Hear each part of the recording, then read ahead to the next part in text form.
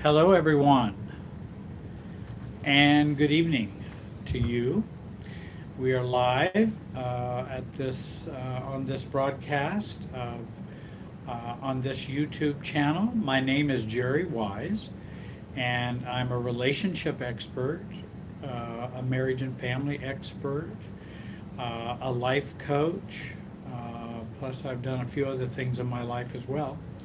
And tonight, it's a night about self-differentiation, and we will be talking about probably narcissism and family and narcissistic families. We may even be talking some about calmness and self-differentiation.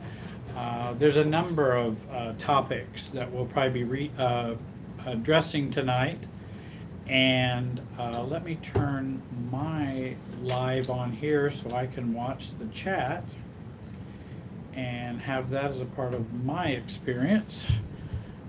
Though I am very glad to have Renda Smith being a kind of a co-pilot tonight, a wing person to help me with questions that you may have. This is a live broadcast, so if you watch it later, then of course you can't ask questions. But if you're watching it tonight with me, you can send in your questions and your comments, and Renda will take a look at those, relay them over to me. I've also gotten some questions already from some people on Facebook who sent me some ones earlier today.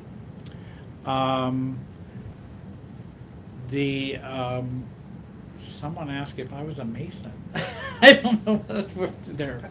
That's all right. Though actually my uncle was. And so we do have some Masons in the family, but I've never been a Mason. What we're talking about tonight is about relationships, and also learning to be ourselves, to be our authentic selves, and to learn to be more at peace, more calm, less reactive with other people, and kind of get out of the mud, mire, quicksand of family of origin that is at work in us, because our family of origin is within us. And in doing that, we can be healthier, have fewer symptoms, be stronger, and have less problems. So that's kind of what I'm trying to do tonight, to offer myself to answer questions and such. I see clients individually, one-on-one. I've got workshop plans coming up. I do have some workshops that are available on Vimeo, on demand, Jerry Wise, Vimeo. You can find those workshops and take advantage of those. They're like having an hour's worth of coaching, or an hour and a half worth of coaching in those videos. So you might want to take a look at those. My website is www.jerrywiserelationshipsystems.com. And I also have a Facebook page by that same name as well. You can join there. I put quotes and different helpful tips on the Facebook website. Also, I've got a social media person who is strongly urging me to do short, exclusive content for Facebook, in which he would post that like 2 or 3 minute helps or videos like 3 times a week on the Facebook page. So you might want to go there and take advantage of that. I've got a bunch of subjects that I already have prepared that I can talk about for 2 or 3 minutes that might be of help to you. We go for about 90 minutes tonight.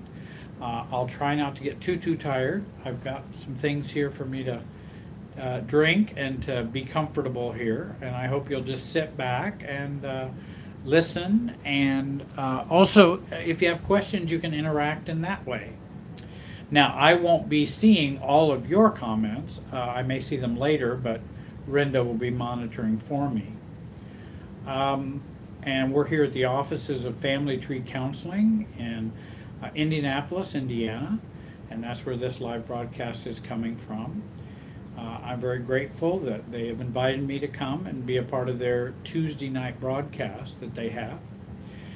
I have one, I've got a question sent in. Tia had sent in a question, and I don't know if I can get to all of her questions. She also sent a almost a full page question. I'm not sure I can get to that one tonight.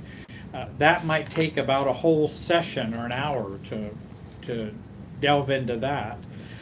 One of the questions she had, this is about languaging or definition and self-definition or self-identity. I'm 100% estranged from 100% of my family of origin and extended relatives, and have been for about 20 years. Never really knew my extended family. And when others ask me about my family, I'm not really sure what to say. And I know that there can be other folks out there who might be no contact with family members, and they can feel awkward or uncomfortable at times knowing exactly, well, what do you say? And of course, I'm always one for being authentic and being neutral about it, not making it a big deal. Some people have families that don't work. Some people that have families that work sorta. Some people have families that work pretty well. This world is made up of all kinds of families, and most every family has problems. And so she said, well, how do I identify myself to myself and to others? Since I never really felt like a sister or daughter or an aunt, I'm not sure how to describe myself to myself and to others. Should I use estranged, unloved, scapegoated, narcissized, which I thought was an interesting term. And those don't seem to work for her, she's saying. Are there any healthier options? Is there even a word in the dictionary for this? And you're right, our language is kind of limited for a lot of relationships, even like fiance and boyfriend and girlfriend, those can partner. Our language is not very precise. We don't have 6 different terms for partner and 4 different terms for boyfriend or girlfriend, or 3 different terms for fiance, because there are different kind of fiance relationships. There's different kinds of boyfriend girlfriend relationships. So our language can be limited in describing that. I think estranged is not a bad, I've been estranged from my family for 20 years. Never really was close to them. And, saying that is, I think estranged is a fairly neutral way to describe we are not in contact and we're not connected. For whatever reasons, whether they estranged me or I estranged them, we are estranged, we don't communicate. Or saying my family's kind of the outlier. Well, how are you going to be with your family this holiday? You're going to be with them? Well, my family's kind of an outlier, and we've really never been close. So I don't really have a relationship with them or my extended family. Some people could say, well, I'm kind of liberated from my family. Or my family had lots of problems and I'm liberated from them now. And so we're really pretty detached. And that's intentional, and it is a healthy choice and a healthy decision. Especially if we go no contact or something like that. We're talking strongly about our own relationships. I am liberated, or I am detached. And if somebody says, oh, well, I'm sorry to hear that, oh, there's no need to be sorry. That's just the reality that I have had most all of my life. And in fact, it's only later in my life that I chose to go no contact or whatever. And so there's nothing to feel sorry about. And it's okay you asking about it. That's okay. Again, the more neutral we are, the more comfortable we are in our skin, the more others around us will be comfortable in their skin or with our skin. And so I think that's very important. The more calmness we bring to a relationship, and I hope to maybe get to calmness tonight, the more calm we are, the more other people feel at ease. So if you're going to go confront someone, if you're going to go have a conflict with someone, if you're going to go challenge someone, if you're going to go share something with someone, I just had a client today we were talking about, and she was going to be sharing with her family members and her children about a situation with her father, in which there's a secret that he was an alcoholic. He's been in recovery for 26 years, but it was the family secret that we never talk about that. Well, now she has daughters or has children who they may need to know that information, and it's really a real struggle. So if you're going to go present, hey, I want to talk to my children about this family reality and also my reality growing up, and not protecting a family secret, the calmer we are, the more it will be heard, the more it will be less jarring, the more it will be less explosive. So if we come without a whole overabundance of anxiety and reactivity, the better off the situation usually plays out. And that's what I tell people. Remember, it's your responsibility to stay calm. It's not just your responsibility to say the words. It's your responsibility to manage your own emotional state. Now, it's their responsibility to have whatever emotional state they have. I mean, they may flip out. They may be okay with it. That's them. You're on this side of the tennis net. They're on that side of the tennis net. But we are responsible for our calmness. And we should take 100% responsibility for that. Even if we think they're not going to stay calm. And in fact, many times we should probably predict and anticipate they won't. But I think there's a better chance of things working out if if we're able to stay calm first. So again, being honest, open, authentic. If you haven't been connect with your family, hey, some families, good heavens, I mean, their dad's been in prison, their mother was on cocaine, the two brothers are in jail, one committed murder, the sister is bipolar with drug addiction. Some families have lots of dysfunction and problems in it. And we don't have to go through that menu with people that we talk to. Again, we say, I'm detached from my family. And there are reasons for that. But it's fine that you ask me about it. But I'm pretty detached and separated from my family. And there have been reasons why that is.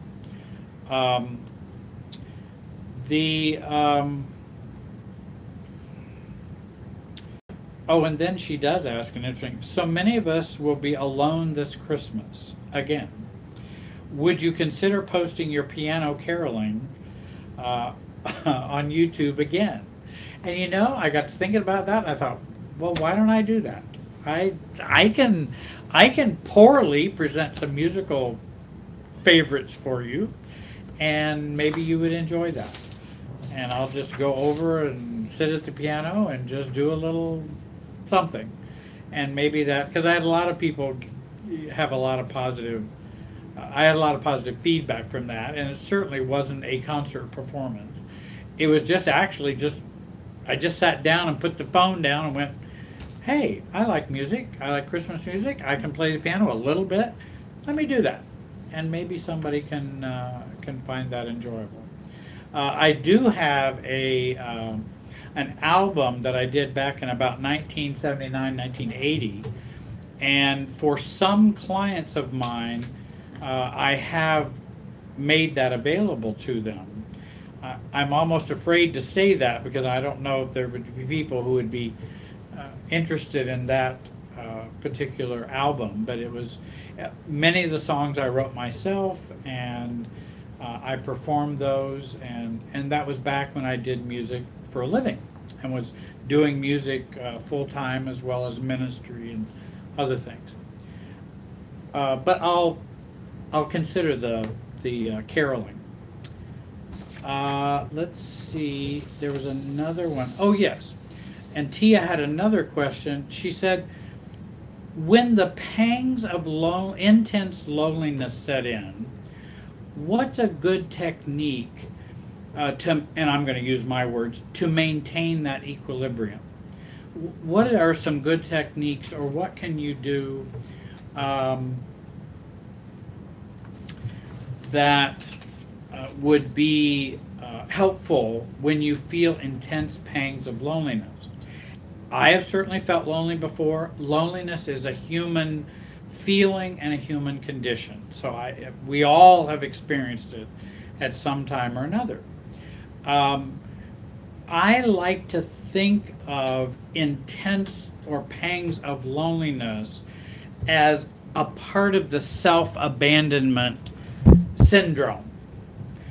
That's what we'll do is, that loneliness is an expression of some self-abandonment.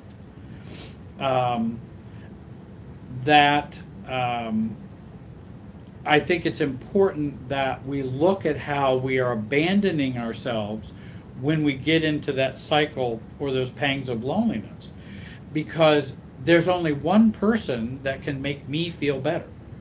That's me. And what am I going to do about this loneliness? What am I going to choose to do? Are there things, do I have a loneliness plan in place? What kind of loneliness plan can I make so that I plan ahead if I know loneliness is going to be a problem? So we don't want to just let it happen and go, oops, there I am lonely again, because that's more that victimhood and victim-y type of experience. And we want to be self-caring, self-differentiating, and not self-abandoning. And you might ask the question, if I didn't self-abandon right now, because I'm feeling really, really lonely, if I didn't self-abandon, what would I be doing? If I didn't feel really, really lonely right now and have these pangs of loneliness, if I waved a magic wand and I didn't have it, what would I be doing? Then go and do that. And I think that's a way to at least take a look at loneliness. That's not all there is about loneliness, but I thought maybe those kinds of things would be helpful to think about in terms of loneliness. And there's always holidays. The holidays, because of the taping of this particular video, are coming up soon, but there's all kinds of holidays. July the 4th, Thanksgiving, Christmas, Labor Day, Memorial Day weekend. I feel lonely because I don't have any plans for Memorial Day weekend. There's always a way that we can feel alone and not cared about. And what are we doing to do that? Meetings, church, groups, people who have similar interests as me. There are groups online. There are phone groups that you can do by phone. There are lots of things we can take advantage of, and and we don't want to give that power away over to loneliness, and that's us kind of just learned helplessness and throwing our hands in the air. That doesn't mean I don't understand how loneliness can be a problem. It can, and I am caring. I do care about that, and I know what that can feel like. But I also know it's no different than having any other problem. If I'm abusing alcohol or an alcoholic, there's only one person that can fix it. I can complain about it all day, but there's only one person who can deal with that addiction, and it's me. So, I don't know how anybody else is going to fix it for me. Now, I may need to go get some help or ask people. The other thing is, I will tell people, be very careful if you feel too much loneliness too often, then you might check and see if you are depressed. Because if you're depressed, you'll feel isolated, lonely, vegetative, anhedonia, which is no pleasure, which is not, hedonia, which is pleasure, hedonism. You don't have that. You don't have any motivation, pleasure. And if you have too much of that, you might want to go get evaluated for that, because you might feel better and feel less lonely if you were less depressed.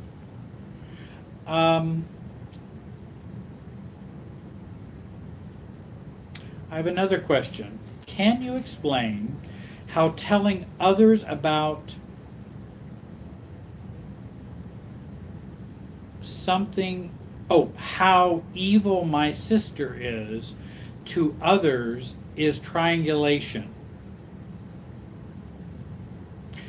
Well, again, triangulation is complicated. Are you telling others how evil your sister is? Excuse me. What is the motive for you telling others how evil your sister is? Is it a statement of fact, or are you stating it to either get comfort or for dependency needs for you because you feel sorry for yourself, or you can't address your own sister, so you're going to address someone else and tell her about it?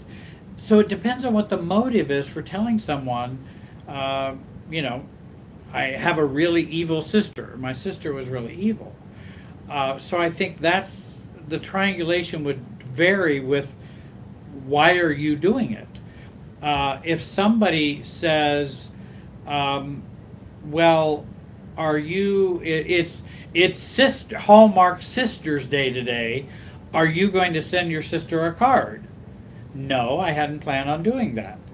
Well, that seems kind of cruel and rude to not do that.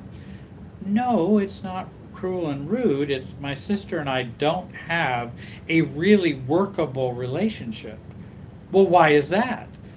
What's wrong with you? Well, no, it's not. I'm not so sure there's something wrong with me. You know, my sister is not the normal sister that you may think of. And in fact, there are terms for it, like narcissistic or evil or whatever else. I'm not trying to put her down. I'm just trying to describe something for you.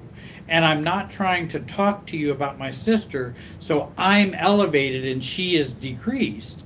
I'm making a statement of fact. That's all and I don't see that particularly as triangulation if there's an appropriate purpose for that. If you find yourself telling everybody that your sister and brother and mother and father are evil all the time, you might want to go talk to somebody about that. Because why are you doing that? I don't know what the purpose of that would be, other than maybe triangulation. So I can talk about other people. Well, let's talk about even doing therapy or doing coaching. That's triangulation, because someone will come and talk about their lives, which include other people. But that is a therapeutic triangle, and it should be handled carefully and well, because it's about a statement of fact, and it's about what's going on so that the person can resolve and deal with their issues. So it is a triangle, but it's not an evil or bad triangle. Now, if somebody's coming and all they want to do is trash their family only, and that's their only goal, well then I'm not going to serve them very well by us doing this. It's not going to be a helpful thing for them or for me, and I might say, you know, I've already asked you your question. I understand what's going on with your family. Are you having some feelings? Maybe you should be talking about those rather than just trashing the family more. What's going on with you? And how can you deal with, and I think here's the other thing, is someone going and talking to someone else about their evil sister because they're enmeshed with their evil sister, and so they'll go and talk to someone else? That's another consideration. And by the way, we can be very distant from an evil sister and still be very enmeshed. So, well, I never see my sister. I haven't seen my sister for 5 years, but all I do is tell everybody how evil she is. That's someone who's very distant while still being enmeshed with their evil sister. And that's where I think it'd be helpful to work on that and resolve that, even though they're going, well, I haven't seen him for 5 years. Well, just because you haven't seen him for 5 years doesn't mean you're not enmeshed. It just means you haven't seen him for 5 years. Because it's an emotional process, not just geographical process. It's an emotional process. So I hope I answered your question. I hope that was the question you were getting at. There was another question Sharon had, and I think it's an interesting question because she writes, Jerry, can you give me some principles for dealing with my grown kids? The narcissistic ex divorced me 8 years ago. He belongs in prison for some of the things he did, but I did not pursue it, so the kids would not have to experience going through this with his dad, who was a public figure since they were in high school at the time. They do not want to hear anything about their dad and what I know about abuse and narcissism and what I tried to protect them from. I get triggered when they judge me. I feel like they are flying monkeys. There we go. I feel like they are flying monkeys, and flying monkeys are people who do the bidding of narcissists, or in which narcissists will utilize for their manipulation or their emotional games. And they are like flying monkeys and believe this false self, I think she means of her ex. I feel competition with his happy-go-lucky girlfriend, who he wants at family functions and my daughter's wedding. Is it realistic and self-differentiated for me to ask that this girlfriend not be at the family functions, or should I be the one who just goes along with what everyone else expects of me? Very good question. And that's a common question for a lot of us.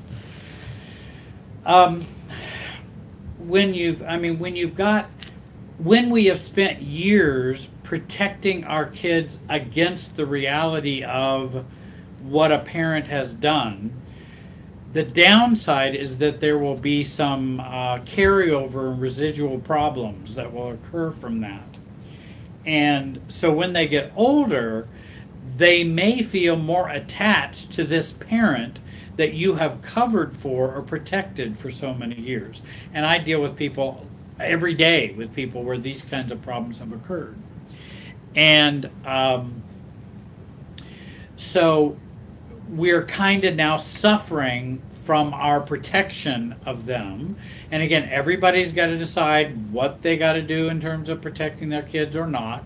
I tend to lean toward a little less protection. Doesn't mean let's be silly and let's be crazy, but if kids need to grow up sooner, then they may have to grow up sooner. I can help model them if they have a parent who's bipolar, narcissistic, depressed, under-functioning, unemployed, whatever problems are going on, that oftentimes kids already know anyway. And so if we validate it, then they get a chance to talk about it. And we're also not telling them in a derogatory way about their other parent. We're talking factually, not I got an axe to grind. But now if we've done that, and now the kids don't want to have any discouraging words about dad. They want dad to be there. And dad wants to bring his girlfriend and all those kinds of things. While I can understand your discomfort, Sharon, I certainly can understand your discomfort. And it wouldn't be comfortable for me. And you have a right to choose to attend or not attend. I think what I would do, okay, this is your daughter's wedding. Mary, I don't know what your daughter's name is, but Mary, as I talked to her, would you like your dad to be at the wedding? And would you like his girlfriend to accompany him? And if Mary says yes, then it's her wedding. And that's her right to have anybody she wants at that wedding. Even if it's the mistress or the whatever, because we want to respect boundaries. And that's what we have to do. Now, that doesn't mean I have to respect everything a narcissist does, but I do have to respect boundaries, and the narcissist has a right to be wrong. And if the daughter's okay with that, then the daughter's okay with that. You know, and you can say, well, I think I will feel uncomfortable and I don't like it. I mean, you can share your feelings with your daughter, but say, but it's your wedding and I will be cordial, I will be, you know, appropriate, I will be mature in this situation. Not the way I would like to have the wedding, but the marriage didn't end up the way you'd like to have it be either. So there's a lot of things that don't always turn out the way we hope, and we make the best of them. And we also don't want to make it a problem where I'm the one ruining the event, because that's not going to sail well in the future. And so I don't want to do that. Like, well, I'm just not going to attend then. Oh, you might want to be real careful about not attending. You don't have to sit by them. You don't have to, you know, sit on the other side of the church. Do whatever you want to do. But, you know, and you don't have to go up and talk to them. I mean, if they say hi to me, I would probably say hello. You know, I'm glad you're here to celebrate Mary's wedding. That's cordial. It's diplomatic. But I'm not trying to be best friends with the girlfriend or my ex or whatever. And so the other thing is, our children, I like taking the high road where, and I don't feel like when you say, well, am I just going to go along and do what everybody expects of me? I'm not sure you're just going along and doing what everybody expects of you. You still have a right to your own feelings. You still have a right as to how you feel about this, but you don't have a right to determine who's at the wedding and who's not. It's not your wedding. Now, if it's your reception or your, you know, your birthday party, you can decide who's there. But if it's your daughter's wedding, well, that's a little different. And so we want to respect those boundaries, and maybe there would be some people there I don't like or don't respect. So I want to recognize boundaries where I end and you begin. I want to take the high road. I want to take the self road in which I do value myself. These are my feelings, but I can still be here and I can be cordial and adult. I'm going to be an adult at this gathering. And I'm not going to bring the marriage, the old marriage that didn't work into this wedding. I'm not going to bring how much a jerk the ex is. I'm not going to bring how ditzy and crazy the girlfriend is, or if that's the truth, you know. But I'm not going to. That's not mine to sort out. That's not me to deal with. That's not mine. That's theirs. That's Mary's. She can have them there. I will be there. I'm her mother. I would like to be there. I will do that. I think there would be greater damage if you were to say, I do not want you to have that girlfriend with your dad there. Or I don't want you to have your dad there. Or don't. I think that would be much more greater damage because it violates boundaries. And that's going to be a problem in the future. Now, I said taking the high road. Why am I saying taking the high road? And I also believe taking the high road is important with smear campaigns that narcissists do and flying monkeys. That taking the high road is very important. And flying above the mire and the muck and taking the high road and being the adult. It looks like you're just being a doormat. And no, I'm not being a doormat. I have boundaries too, but I am going to take the high road. And so I want to take the high road, and if there's a smear campaign, or if there's this, okay, the kids believe dad thinks he's wonderful, they don't know how crazy he is, how abusive he was, you know, they're not listening to me, I tried to communicate that to them, they don't want to hear it, well, okay, I got to take the high road. Then if that's what they want to do, then they can do that. I still hold my opinions, I still have mine, but they don't have to have mine. That's not required. And the importance of that is this. Let them have their beliefs. Well, Jerry, that doesn't seem right. They're wrong. They're bad beliefs. No. Let them have their beliefs and be there when the beliefs fail. Because the beliefs will fail eventually. because he's not going to hide his craziness forever. It's just right now he's got it sewed up. Well, I'm not going to come between them and him. I want them to fully experience him and let him be himself. And hey, no, go be with your dad. Go enjoy everything. Then when you get burnt, because I know that's going to happen, then I'll be there when your beliefs fail. Same way with a smear campaign. Somebody does a smear campaign. Jerry does this. Jerry does that. Jerry's this way. Jerry's that way. Jerry's done this bad. Wait a minute. And when I was pastoring at the time, when I was a pastor, that was happening. And I thought, wait a minute. I'm not going to stand around and defend myself all the time. I tried that. That doesn't work because people are already captured by it. So I'm going to let them have their misbeliefs. That's fine. You may have them. I know how I see it. It's not the same way as you. I let you have your misbeliefs and the smear campaign and all of that. And I'll be here when your beliefs fail. Because I know they're going to fail because I know it's not true. So it's just a matter of time. I may have to wait, but I'm going to let it simmer. Hey, go and believe those people in the church who are saying, go have a meeting, go have slide presentations, go do whatever you want to do. And then when the beliefs fail, you may then kind of see the egg on your face because I know what happened. I know who I am. I know what I've done, what I haven't done. I know what I said, what I didn't say. You can believe whatever you want, but I'm going to let you have your beliefs so that I can be there when they fail. Then you will be more appreciative of me and you'll be more in belief and believe and trust me. If I try to make you not have those beliefs, what's going to happen? You're going to not trust me. Why are you believing Mary who's telling you that? She's just lying to you. You know that's not true. You know, you need to stop listening to Mary. In fact, I don't want you to see Mary because of what she's saying. I look guilty. I look a lack of confidence. I look like I'm worried that she may be true. No. I'm not going to do that. I'm going to say, if you believe what Mary is saying about me, embrace it.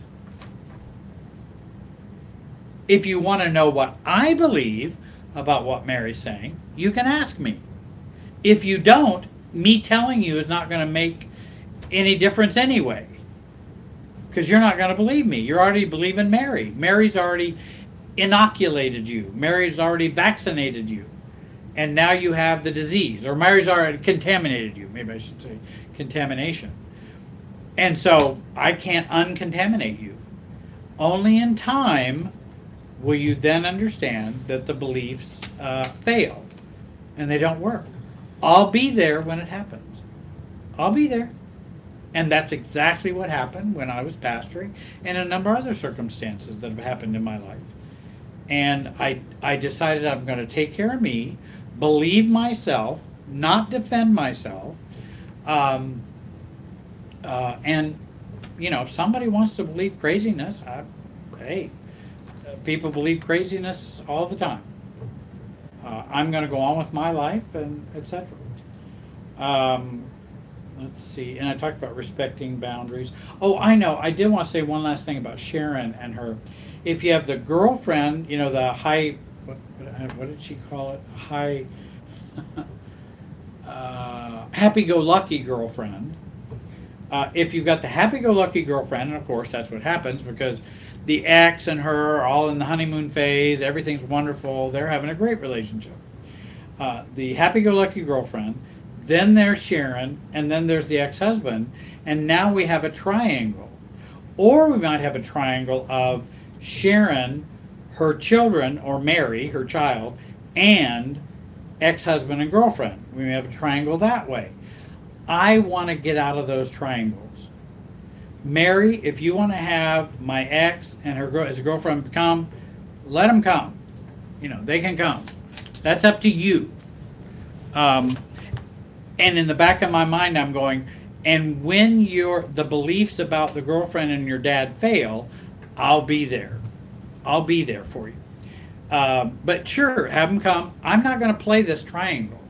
I'm not going to be caught up in it and play the triangled, estranged, or rejected wife. I'm not going to do that. And so, hey, he can have whatever girlfriend he wants. He can have, that's his choice. And probably the happy-go-lucky girlfriend is probably going to get in some trouble eventually anyway. I mean, the relationship is all not rosy. It's not going to be rosy. And so when the beliefs about that relationship fail, I'm going to be there. And I'll be there. And I'm not going to exploit it. I'm not going to say, well, I told you so. I'm just going to go, I'm sorry to hear that you've come to realize your dad's a narcissist. And he's crazy and abusive, and you know, I'm sorry that has happened, and I'm sorry you feel that way. I don't have to be exploitive. If I'm exploitive, then I've got a bone to pick. I got a dog in the race. I don't want a dog in the race. I'm very happy that you have come to this realization, but I'm very sad about the realization. And so, you know, I would share that way. Let's see. Someone says, ramps up, hangs up on me if I say something they don't agree with, and I refuse to be controlled.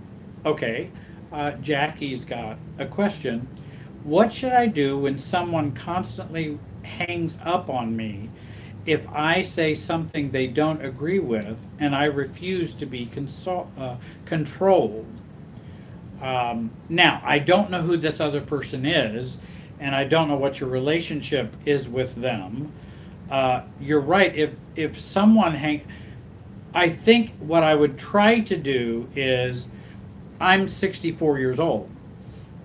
I think I would begin to think about, as a 64-year-old man, and Jackie, I assume you're not a 64-year-old man. You might be a 30-year-old female. But whatever adult age you are, I would take your age and go, hey, I'm a 64-year-old man, and how would I like to handle this pattern and this relationship with, or I can use a technique that what would Betty do? And Betty's the neighbor. If Betty is my neighbor, and actually Carolyn's my neighbor, what would Carolyn do with this person who's hanging up on her all the time? What would she do? I want to take it out of my enmeshment with this friend and go, what would be a good response for that? And so I think about, what would a 64-year-old man do to deal with this person who's hanging up on me? I would probably say, hey, Marjorie, you know, I notice every time I say something you have some disagreement about, you hang up on me. And that seems rather intense or disrespectful, or I don't know. It does not feel good at all. And I wanted to convey that to you, that I'm not happy about that. And my concern is, if you continue to do that, then maybe we should correspond rather than do phone. Or maybe we should see each other face to face, or because I don't enjoy being hung up on. I'm not trying to cut off from you. I'm just saying that doesn't work for me very well. You know, do I say such things that make you so upset that you'd want to hang up on me?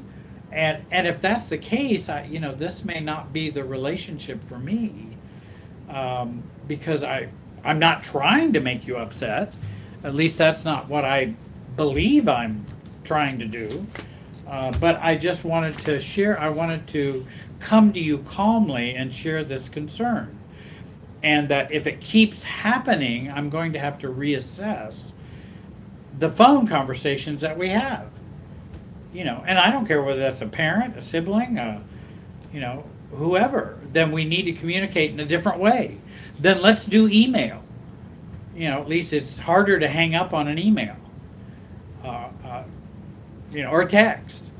But I don't like being hung up on. And if you're unhappy with what I've said to you, then you can let me know without hanging up. You can say, I'm feeling unhappy right now, or I'm not, or I don't agree with what you said. You know, you can always disagree with me. And in fact, I would even share with you, please feel free to disagree with me. Disagree rather than be upset. And see, disagreement is self-differentiation. Being upset is pinging and enmeshment. So please feel free to disagree. That would be a great choice. Just don't hang up, because then you're upset about it. Don't let my words upset you that much. You're giving me way too much power. You know, if I disagree about politics or religion or how families work or whatever, if I disagree, you know, don't give me that much power. So what that I have this opinion? I may be wrong. You don't have to give me that much power to where you need to hang up. Now, again, I don't know what Jackie, all the circumstances, but I hope that you're right. I don't want, it is a cutting off is what they're doing. And that cutting off, now, she's not controlling you. She's acting, or this person, I think she, I don't know who it is, this person is acting immaturely. That's different than controlling you. And so I have to decide, how do I want to live my life with this person, and this is a pattern they have. How do I want to live with them? And that's for me to decide. So they're not controlling me. And I'm not going to let them control me. That's, you know, that's their immaturity is their immaturity. They got to hang up. Well, then they need to find somebody else to talk on the phone to. Because I don't want to, be on the phone with them under these circumstances. And I'll check our time here, because we had 90 minutes tonight. We've got like 43 minutes left. I was going to, just because someone behaves immaturely doesn't mean they're controlling you. Now it may feel abrupt. It may feel like, well, I can't. She just hung up the phone and ended the conversation. Yes, she did. But that's not her controlling you. That's her being immature, or him being immature. And so I need to decide, given this person's immaturity, what kind of relationship do I want to have with them? What's the nature of it, or the shape of it? If it's someone I'm going to continue to have a relationship with, like a parent or something like that, then I need to go, okay, what am I going to do in the future? What am I going to do in the future with this person who acts this way? Oh, well, then phone's not going to be a good thing for us. That's not going to work. Be happy to text you, happy to email you. We can go have coffee or whatever, but if we're having coffee, then you'd have to get up and leave. That'd be your hanging up. And most people don't tend to do that, but I don't know how toxic, and it could be the person is toxic, it could be the person is very immature, and they can't control or regulate their mood or their emotions. And if they can't regulate those, it's really tough to have a relationship with them. Not impossible, but it is tough. And it's a real challenge. How much effort do you want to put into it? How much are you willing to put in that effort? That's up to you. That's your call. Another point I wanted to make tonight, while you're sending in your questions, and I hope you will send in a few more questions.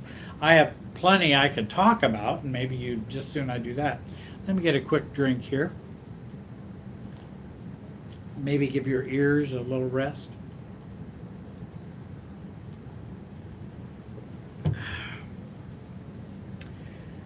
The I was just talking to a client today, and one of the things we were talking about was how dysfunctional it is to apply normal rules of relationship and family relationships to abnormal or dysfunctional families or relationships.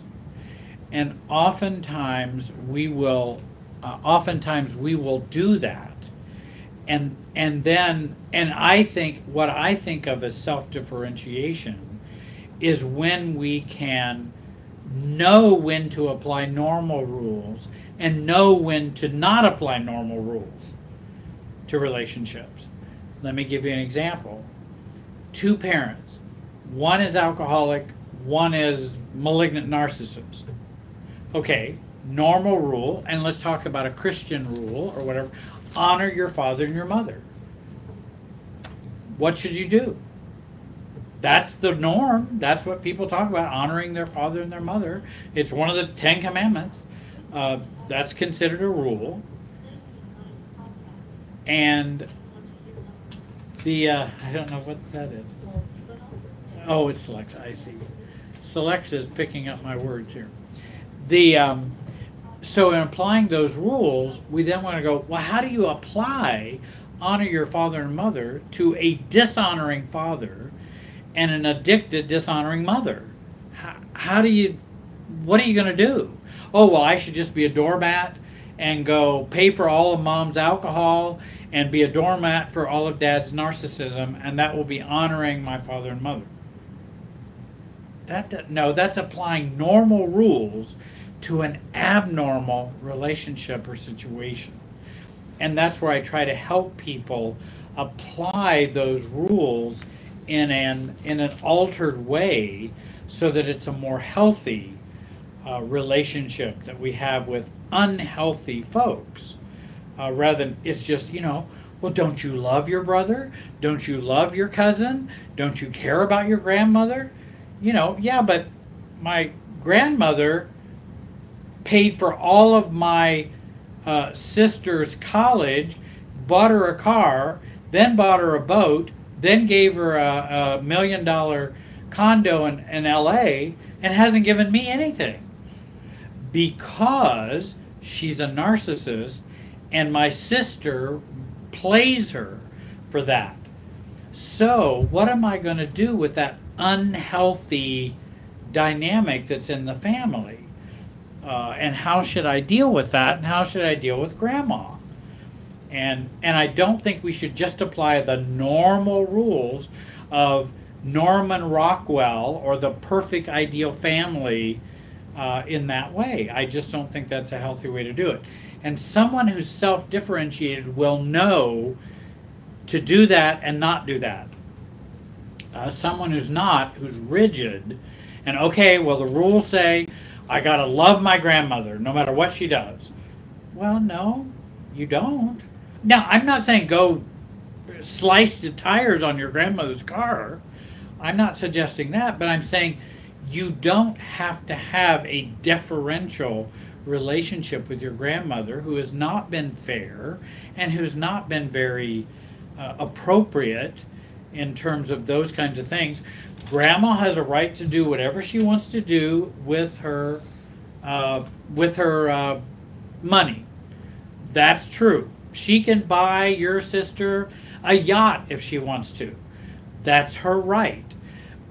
But I don't think that's a very healthy or loving way to do finances within a family. I don't think it's or fair or reasonable, or it's deferential, it's favoritism and those kinds of things. Not that we can't have different relationships with different kids. We might have, or different grandkids, or it might be different, but we're not very sensitive about our role in the family. And grandma doesn't give a hoot, and she doesn't care. She's just buying someone's favor, and I don't really respect that. So I don't really respect grandma for doing that.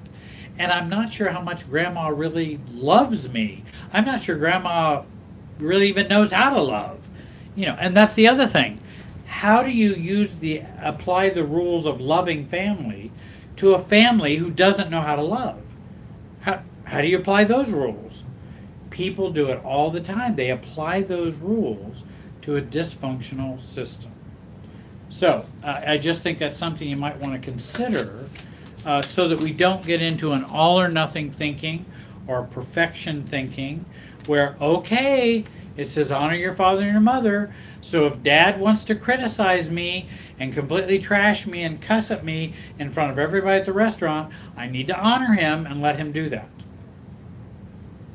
No, that's applying, that's a misapplication of healthy, responsible, loving system dynamics and rules. Magnolia Joe has asked me how to de-enmesh. That is the question. How do we de-enmesh? And I think that's the $1 million question. The difficulty in learning how to de-enmesh, it's something you begin to experience by changing your thinking and paradigm, and you begin to experience it, and then you go, oh, that's what it's like. Okay. Enmeshment occurs back here in the limbic system in the lizard brain. That's where enmeshment is happening within families. It's something we've been imprinted with. And so it's a part of the givens. This is just what's normal. My mom asked me, well, Jerry, how much money did you make last year? And I go, well, I made, $10,000 last year. Now, that's an enmeshment question. I gave an enmeshment answer. There was no boundary respect. There was no separation or differentiation between us. She has a right to know everything about me, and I have the responsibility to answer any question. That's enmeshment. So, as I begin to look at enmeshment, first of all, I want to recognize what I just said. That I begin to learn that, wait a minute, there is enmeshment going on. And I talked to a gentleman today whom they had been to marriage counseling. They had been to individual counseling. They're still unhappy with their relationship. Very highly functioning, highly educated people. They're not even bad people. They're good people. They're good people. They just have such a hard time with each other. And this was the first time I had met with him, because he said, I want to try this. And my wife had watched your videos. She thought they were really helpful. And she thought they might help us or help me. This is the husband saying. And so I wanted to try, but I'm not real confident about anything happening because I've read self-help books. I've gone to therapists. They've told me to do, we've done all kinds of stuff. And it doesn't seem to change anything. And I said, I understand that. That can happen. And I'm sure the people you work with were trying to be of help, and I don't doubt that they cared about you. But we got to talking today, and as he was describing these problems that he was having with his wife and the relationship, one of the things that just jumped out at me was these people are enmeshed. They ping each other way too much, way too much, to the point they can't have. Well, I'm not going to go into all the details, but they ping each other way too much. And I thought, wow, so did anybody tell them about that they were pretty enmeshed as a couple? Because they consider themselves very separate or distant as a couple and not close enough. And I was telling him, I think you're over close, which produces the separateness feeling. You're over close. And I gave him the examples of what I heard, and he said, no one's ever said that to us. And he says, that makes more sense than now I can understand our relationship differently. If we're actually over close, That, and he's a very smart man and a consultant and consults on a very large level across the world. And he said, no one's ever framed it that way. That is what we're struggling with. So since we didn't formulate the problem well, you're not going to come up with a very good answer, he was saying, as to the previous work that he had done. And so now he's saying, oh, so if we're able to get some more distance from each other, or separateness or detachment, we might be able to actually be closer. Yes, because it's paradoxical. And he goes, gosh, I think we could probably do that. You know, he said, I think I could. Now, he said, I know it won't be easy. He said, I know I got my own family of origin. She does too, and we got all kinds of issues. But it gave him hope that, hey, wait a minute. You know, enmeshment is something that can be identified and then worked on. For example, you know, when you argue all the time, and they argue all the time about nothing, and they both agree it's about nothing. They're not saying we're arguing about anything important. We just do that. And I said, well, do you know why you do that? And I said, I do have a couple videos on arguing. People will argue because they're too enmeshed, and arguing all the time pushes some distance between the two of you. So it's a way to kind of get some space. If you weren't as enmeshed, you wouldn't have to argue so much. It wouldn't be necessary. You wouldn't need it. So argument is a symptom. Not being able to have sexual intimacy is a symptom. Not being able to have needs met are a symptom. They're a symptom of something that's underlying, like enmeshment, or these kinds of things. And so now, to answer, getting back to the question, how do you de-enmesh? Then that's the experience of learning systems theory, learning systems way of thinking, working at gaining a 30,000-foot view, looking over the relationship system, realizing that I'm not just me alone, I'm me connected to everything else going on, and I exist within a emotional field. The emotional physics between us is always at work. Or I used to, a long, long time ago, I used to talk about how we all had rubber bands on. And everybody has a rubber band on, and their rubber band is connected to everybody else's body. And so every time we move, just like in a mobile, you know, that hangs, you move one part, it shifts all the other. That's systems thinking. If we can start to think that way, just to think that way, just to start moving to a 30,000-foot view, we begin to get more de-enmeshed. Let me give you another example. Practicing de-enmeshment, which is also selfing, having a self. So when mom asked me, well, now, Jerry, how much money did you make last year? I'm going to begin to de-enmesh. Mom, I know you're curious about that, but it's really not a topic I'd like to discuss today. Actually, ever, but today, there's no reason to. Well, why are you being so sensitive about that? You know, you're always being too sensitive. I mean, that you've probably all experienced that. Why are you being so sensitive about that? No, I'm not being sensitive. I'm just making a choice. And my choices or preferences, I don't really want to talk about that. It really doesn't matter. Well, I'm just asking. No, I know.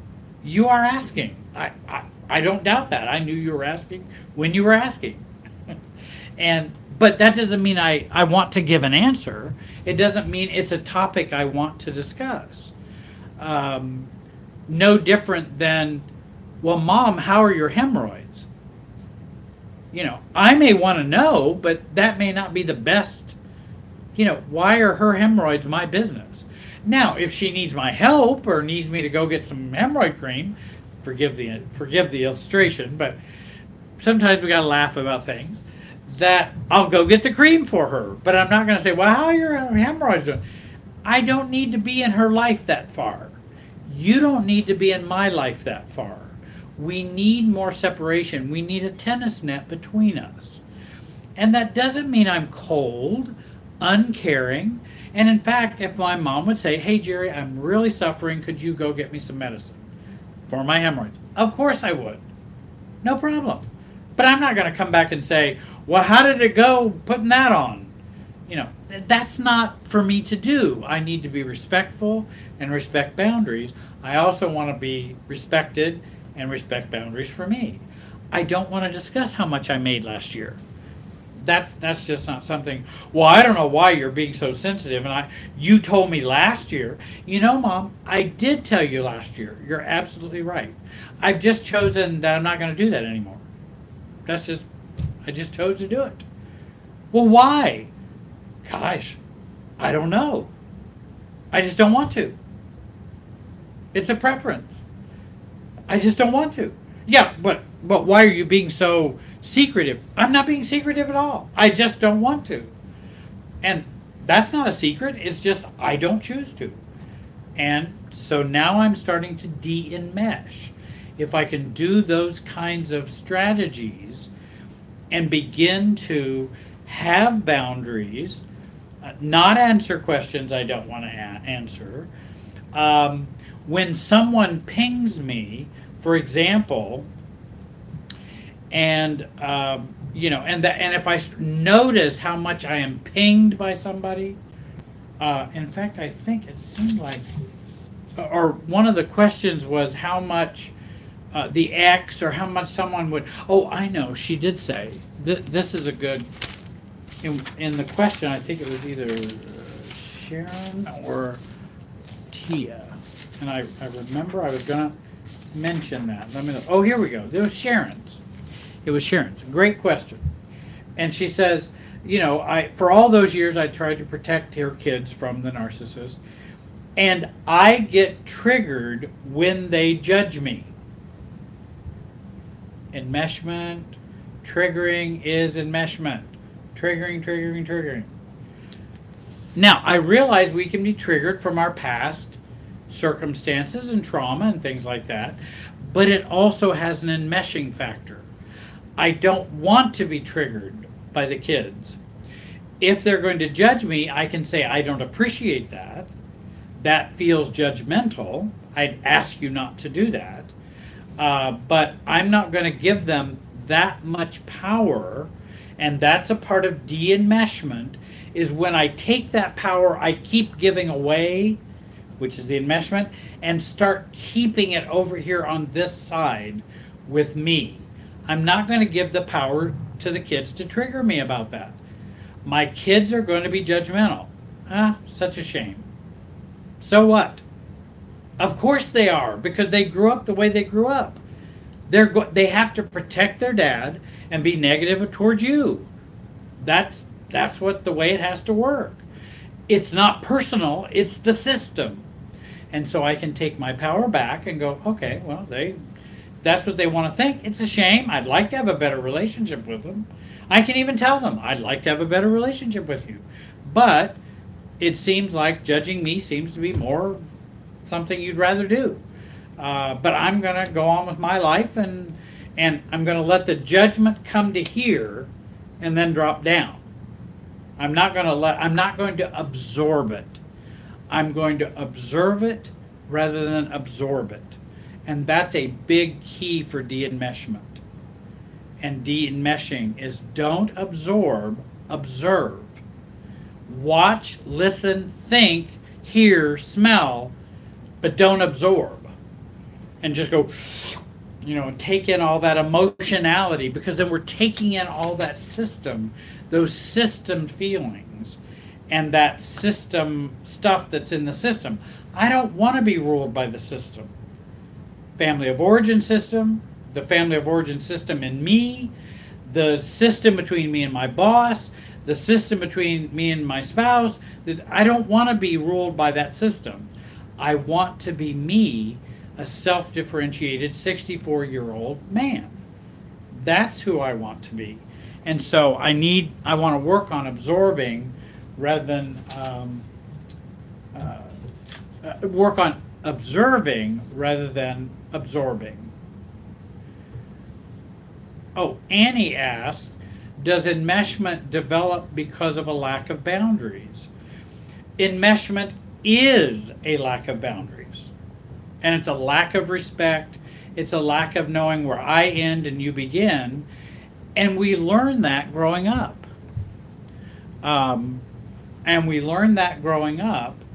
And certainly it is a lack of boundaries. And the more enmeshed we are, the more boundaryless there is. Just like somebody saying, well, Jerry, how much did you make last year? You know, mom asks, or somebody who feels they are entitled to ask. Well, or your dad asks you, well, why did you buy that car?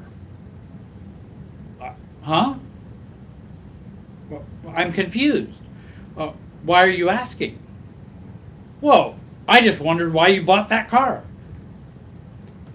No, I hear your question, but I don't know why you're asking it.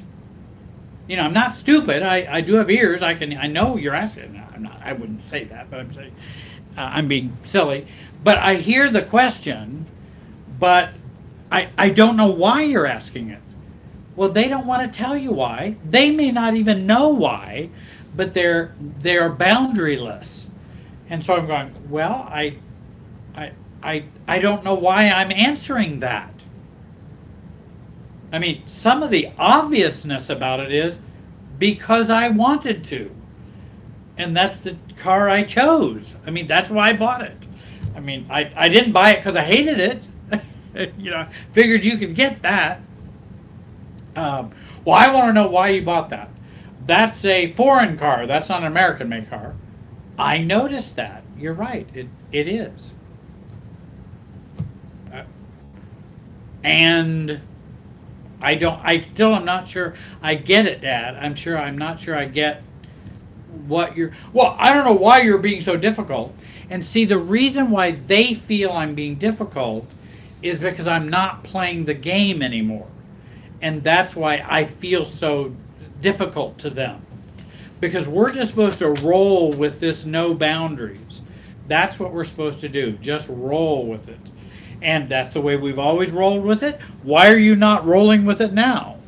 Well, because I want to change. I don't want to roll with that. I don't want to be enmeshed. It doesn't matter why I bought that car or didn't. Actually, it's none of your business. Quite honest. I don't care whether you're my dad or whoever you are. It doesn't matter. I bought that car because I obviously wanted to buy that car. Maybe I bought it because I felt pressured and really wanted another car. It doesn't matter. It's what I did with my life, my money. Dad, I didn't ask you to pay for the car. I'm paying for it. Well, I don't know why you're being so sensitive and so touchy about that. Well, I'm sure it probably feels like that, Dad. Because you don't typically hear me say, I don't know why you're asking me that. So I can understand why it can feel like you know, I can understand that. But I still don't know why you're asking. I still don't know. And, you know, I don't tend to, my rule about people asking me questions is I feel absolutely no obligation to answer any question anybody asks me. Number two, I feel no obligation to answer any question anybody asks me, especially if I don't know what the reason or purpose of the question is. You know, people can ask me all kinds of questions, but I'm going, why? Or people will ask me this, Jerry, do you have kids? Well, why do you ask? Oh, I was just interested. You know, this is a client maybe asking me, is there a reason why you, I mean, I'm not afraid to tell you, it's not a secret, but I don't answer questions unless I know what's the purpose for the question. All you have to do is tell me well, I'd like to talk to a coach who has had a child or oh, okay. then I'll be happy to tell you. No, I don't have kids. Yes, I do have one son. Yes, or whatever my answer is. You know, I mean, I do have one son, but that's... but I don't have to answer questions. I don't know where they're out of the blue. I don't... It's okay for me to ask them, where does that come from? How should I understand that question? And so I have those kind of rules about questions. And just like when Dad asks you, well, why'd you buy that car? You know, most of us who are enmeshed feel obligated to answer that because that's the way we've always done it. And you better not make Dad mad and not answer it. So you just take the easy route and just answer the question. Well, okay, you can do that. Or you can begin to self-differentiate, de-enmesh, and go, well, Dad, I'm not sure why you're asking me that. I don't know. Is there a reason? You know, are you upset I bought that car? You know, well, yeah, I am, because it's a foreign car and you should have bought an American car. Okay, then it sounds like you're upset. I'm not. We're different. I'm not upset about it. You may be upset about it. You have every right to be upset about it. But I'm not upset about it. And I give myself the right to not be upset about buying a foreign car or an American car or a green car, blue car, or whatever car I'm buying. Too expensive, too cheap, too expensive, whatever car I decide. So I have those kind of boundaries when it comes to questions. And I don't try to give people a hard time about it. I just inquire as to, well, is everything okay? Or is it upsetting to you? They go, well, why did you wear that red sweater? Can I ask, you sound upset that I'm wearing a red sweater. Well, I am. I don't like that. I don't like that company. Or I don't like that. Oh, I didn't know that. I wore it because that's just what I picked out and wanted to wear. But it sounds like it's upsetting to you. Well, it is. Well, then you are upset. And I acknowledge that. I am not. It does not upset me to wear this red sweater. We are different. And so I don't have to defend myself and say, well, I thought it was a nice sweater. It's expensive. It fits really well. It looks good with this shirt. I'm not going to go into all that defending. When you're defending, you're enmeshed. That's another key. If you're defending, you're enmeshed. Stop defending and start differentiating. Start saying, I'm different. Stop giving all the reasons and rationale and reasons for things. Start differentiating. Well, I don't see it that way. Well, why don't you see it that way? Because I don't. I prefer not to see it that way. Well, you need to give me your reasons. Well, I don't have to give anybody any reasons. Unless I'm on the stand and the judge says I got to, well, then I will. But this is not a court of law. I don't have to do that. You know, it doesn't matter to me what my reasons are anyway. It really doesn't matter. Now, it may matter to you, and you may feel upset. You can. You know, you can feel upset. You're upset. I'm not. There we are, and here we are. How shall we then live? Says Francis Schaeffer. And How Shall We Then Live, which was the title of a book, Christian book 100 years ago.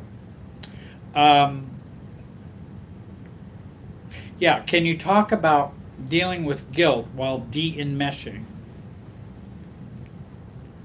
That's probably a big question in and of itself. We got about 10 minutes left here. And, you know, here's what's going to happen. Once you identify enmeshment, and then you start de-enmeshing, you're now going to start having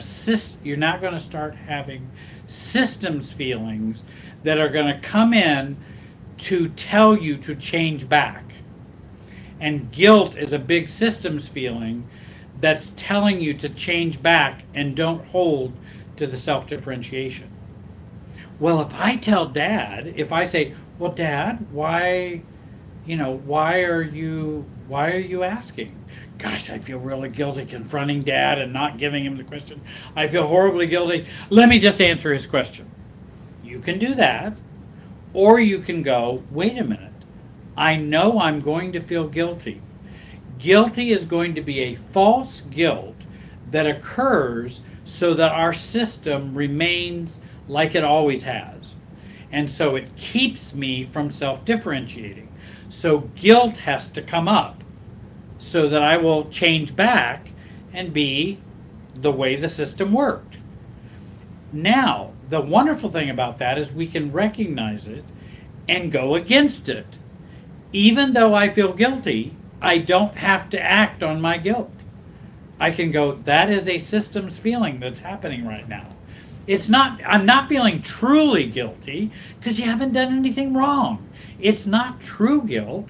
That's what true guilt's about. This is false guilt. This is systems guilt, a systems feeling that's there to keep you in line. I'm not going to live by keeping me in line feelings. Guilt, shame, abandonment, rejection, much of that is systems feelings. I'm not going to live by those because they're not my real feelings. They're feelings that are supposed to be there, so I will conform and behave and do what the system requires. And so in dealing with the guilt, that's one way to deal with that guilt, is to take a look at it as a systems feeling. It's not true guilt. Tell me, what are you doing wrong? By saying, well, I don't really know that I want to talk about my income from last year, Mom. Now I feel guilty. Well, what did I do wrong? I didn't do anything wrong. I changed the system or the pattern. I didn't do anything to wrong anyone, but yet I still feel guilty because it's a false guilt. It's not true guilt. Now, if I steal your wallet and feel guilty, that's a little different. That may not be such a systems feeling. Maybe we are created to have some healthy guilt. And in fact, I think I remember teaching years ago, like the six different types of guilt. There are like spiritual guilt, real guilt, false guilt, societal guilt, familial guilt. You know, there seems like there's one more. Might have been, I don't know, even demonic guilt or something like that. But 6 different types of guilt. So there's not just one guilt. So if we can see guilt in a broader perspective, that can help us feel less guilty and recognize what's going on.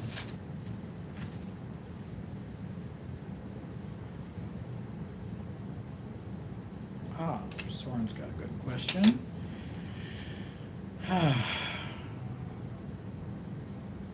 Yeah, well, both of those are good. Soren asked, here I feel compulsive when it comes to changing others who are making self-destructive choices. How do I kick the habit? I think it's rescuing behavior. Well, sure it is. I mean, that's what. And one of the things I found as a big rescuer with a capital R and a big codependent with a capital C, which is me, that what I found was the more I have not resolved my own self-destructive choices, my own conflicts or self-destructive choices, the more unconscious those are and I don't resolve those, the more I'll go and try to save someone else. Because in some ways, when I'm saving someone else, it's often not for the deep purpose of them. It's for the deep purpose for me. That's what codependents do. I'm saving or rescuing you for me. And that's what I want to look at. Why do I need to save me? What do I need to save me from? Because I'm doing this acting out behavior with others and rescuing and saving, when maybe I need to take a look at what are my issues I haven't resolved. That's one way of thinking about it, Soren. It is rescuing behavior. If I am over-functioning, which is rescuing, right? Rescuing is over-function. If we're over-functioning, we're enmeshed. Why am I enmeshing with this person? Well, why am I doing that? I remember when I had, people would come to the church And many of them would be, maybe addicted to alcohol and drugs and all kinds of things.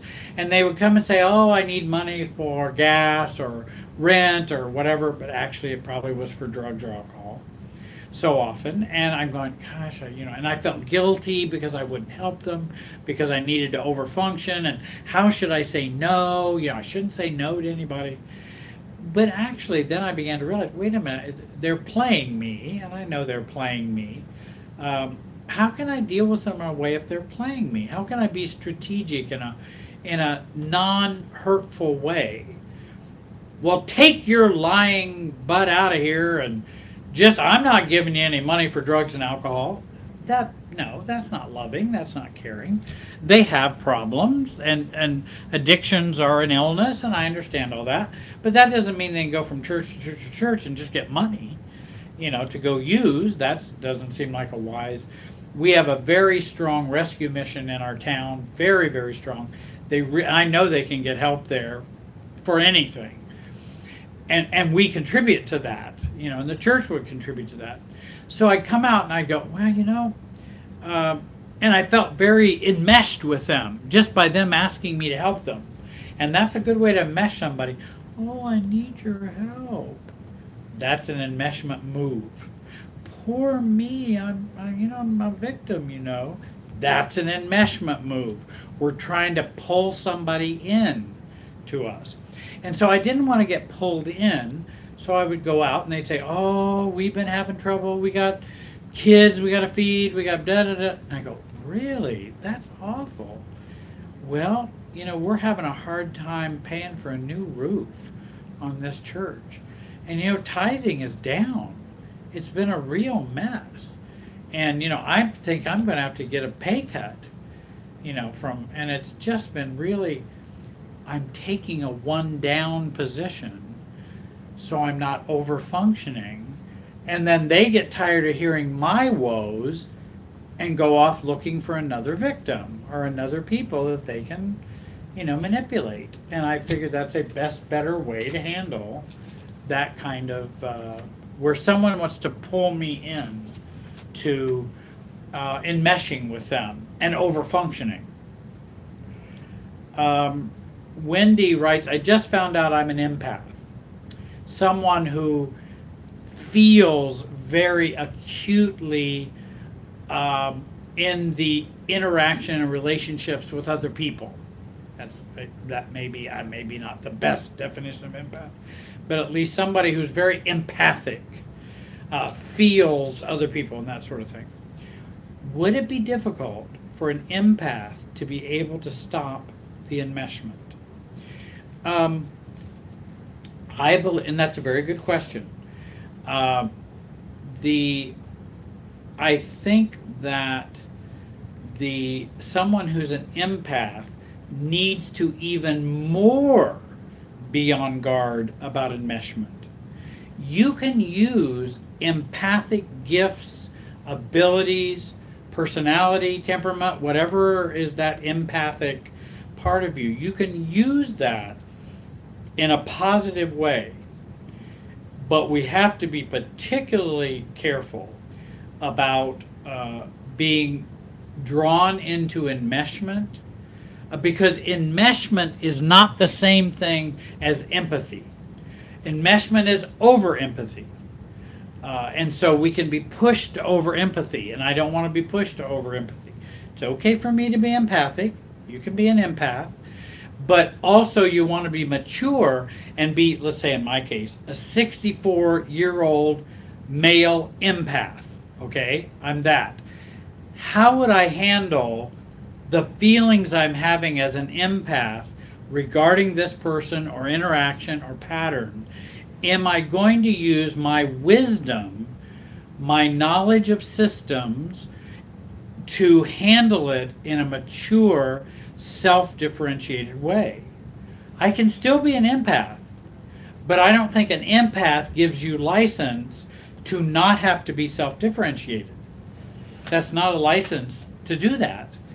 And I know you're not asking for that, Wendy. I'm just saying that some people, well, I'm an empath, so, well, that's no different than saying, well, I'm a codependent, so I just overfunction.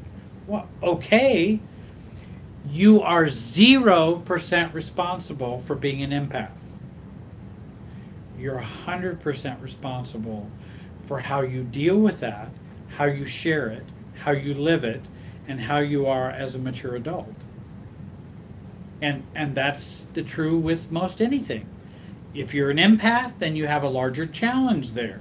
Could it be a greater challenge? It could be, but we still want to be empathic. We're going to be empathic while also being very careful and cautious about getting pushed or pulled in a relationship, because as empaths, that will happen.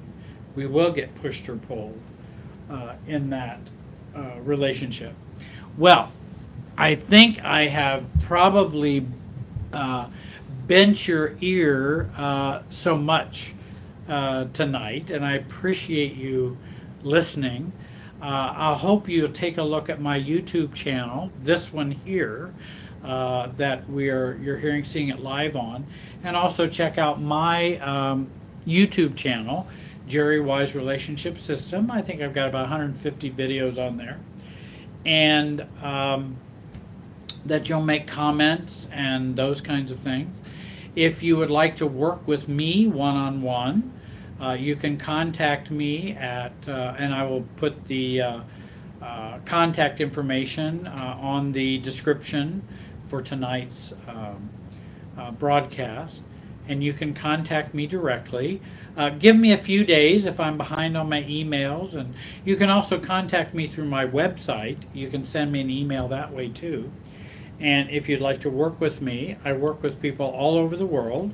Probably need to be English speaking. I don't speak German well enough to do coaching, but I do have clients all over. I do also help folks, and I do have several clients who are trying to apply family systems notions and relationship theory to their businesses, and have found success and help with that in problem formulation, and also working through family business problems. So if I can be of help, please let me know. There'll be more coming out soon. I do want to thank Renda Smith, and you can find her at Renspire Life Coaching. I didn't know if you were still, that was the promotion. Renspire Life Coaching, and you can find her there, and you can go to her website and communicate and talk with her there as well. Again, I appreciate you listening tonight and joining me for this broadcast. I hope it was a help to you, and I thank all those watchers tonight who are willing to watch. And you might go to my website and subscribe to my YouTube channel. I'll try to put up a couple more carols for Christmas and do a little piano for you. So I want to thank you. By the way, I do have a couple of cuts from that album I talked about that I made many years ago that are on my YouTube channel. So those songs are on there, which you're free to listen to. And again, I want to thank you for watching and being patient tonight. And I hope you have a great night. Hope you have a great week. And the best to all of you. Take care. Good night from all of us here.